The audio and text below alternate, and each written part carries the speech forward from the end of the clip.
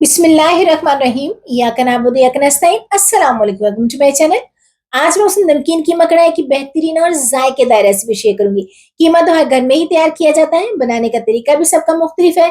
एक बार मेरे तरीके से बनाकर देखें, ये नमकीन कीमा कढ़ाई खाकर मजा ही आ जाएगा। बहुत ही आसान, दानेदार, निहायत लजीज।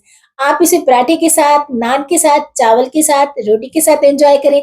यकीन करें, जो खाएगा तारीफ करेगा। उम्मीद है आपको ये रेसिपी बहुत पसंद आएगी। रेसिपी पसंद आए लाइक शेयर करना मत भूलिएगा और प्लीज मेरे चैनल को भी जरूर सब्सक्राइब करें। तो चलिए जी, बनाना स्टार्ट करते हैं बहुत ही मजेदार सी नमकीन कीमा कढ़ाई। तो यहाँ पे हम कढ़ाई लेंगे, इसमें ऐड करेंगे हम 1 कप के करीब ऑयल। आप घी का इस्तेमाल भी कर सकते हो।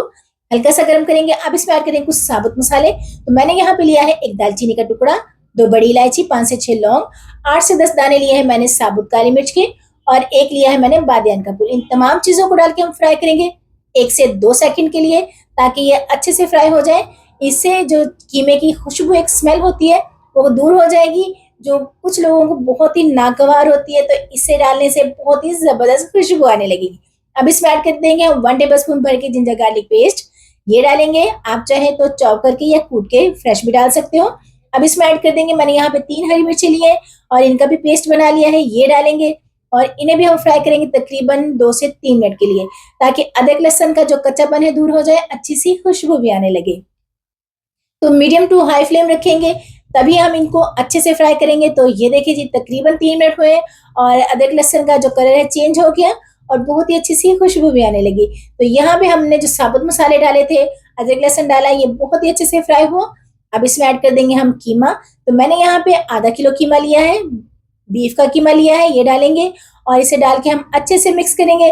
क्योंकि जब हम कढ़ाई में कीमे को डालते हैं तो इसमें गुठलियां बनती हैं, तो इसे फौरन से हम चलाएंगे और अच्छे से इसे हम भून लेंगे।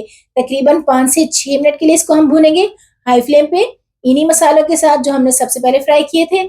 इससे जो कीमे की एक स्मेल होती है वो दूर हो जाएगी और बहुत ही अच्छी सी खुशबू भी आने लगेगी। क्योंकि बाज लोग इसीलिए नहीं खाते कि इसकी स्मेल जो बहुत ही बुरी लगती है। तो इसे हम अच्छे से हमने भून लिया तकरीबन 5 से 6 मिनट के लिए।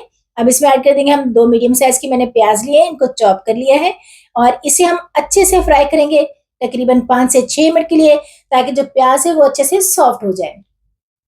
तो यहाँ पे तकरीबन मीडियम टू हाई फ्लेम पे हमें 5 मिनट हो गए इसको फ्राई करते हुए। तो ये देखें, प्याज अच्छे से सॉफ्ट हो गया और ये जो इसका कलर भी चेंज हो गया है। अब इसमें ऐड करेंगे हम कुछ स्पाइसेस। तो मैंने यहाँ पे लिया है 1 टेबल स्पून से थोड़ा सा ज्यादा नमक। आप अपने टेस्ट के हिसाब से कम ज्यादा कर सकते हो। 1 टेबल स्पून लेंगे हम कुटी हुई मिर्चें, ये डाल देंगे। हाफ टेबल स्पून लेंगे हम हल्दी पाउडर, ये भी इसमें ऐड कर देंगे। और 1 टेबल स्पून लेंगे हम सफेद जीरा। बस यही स्पाइसेस ऐड करेंगे और हमने कोई मसाला ऐड नहीं करना। इन्हीं मसालों के साथ हम बनाएंगे बहुत ही मजेदार सी नमकीन कीमा कढ़ाई। तो इनको हम अच्छे से भून लेंगे ताकि मसाले जले ना। मीडियम टू लो फ्लेम रखेंगे। इनको भूनने के लिए हम पानी की जगह पे डालेंगे 3, मैंने यहाँ पे टमाटर लिए हैं 2, और इनका पेस्ट बना लिया है। टमाटर के पानी से ही हम मसालों को अच्छे से भून लेंगे। तो ये देखिए, जब टमाटर अपना पानी को रिलीज करेंगे, इसी से हम मसालों को बहुत ही अच्छे से भून लेंगे। तो इसे भी हम तकरीबन 4 से 5 मिनट के लिए भूनेंगे। तो ये देखिए कितनी जबरदस्त लुक है और यकीन करें बहुत ही अच्छी सी खुशबू भी आ रही है। इतनी टेस्टी कि जो खाएगा तारीफ करेगा। तो इसे हमने अच्छे से भून लिया तकरीबन 7 से 8 मिनट के लिए। अब इसमें ऐड करेंगे हम 1 गिलास के करीब पानी, ताकि जो हमारा कीमा है बहुत ही अच्छे से गल जाए। कवर करेंगे तकरीबन 15 से 20 मिनट के लिए मीडियम टू लो फ्लेम पे। तो 15 से 20 मिनट के बाद देखेंगे। तो ये देखिए जी, मैं दरमियान में 1 से 2 बार मैंने इसे चलाया भी है। तो यहाँ पे हमने जो पानी डाला था वो ड्राई हो गया है, ये देखिए। और अब हम इसको अच्छे से भुनाई करेंगे इसकी। तो भुनने के लिए हम इसमें डालेंगे दही।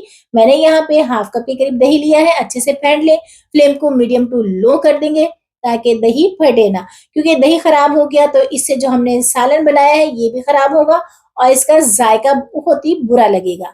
तो इसे हम अच्छे से मिक्स करेंगे मीडियम टू लो फ्लेम पे। जब ये अच्छे से फ्राई हो जाए तो हम फ्लेम को हाई कर देंगे। तो ये देखिए जी, तकरीबन 5 से 7 मिनट हो गए इसको फ्राई करते हुए।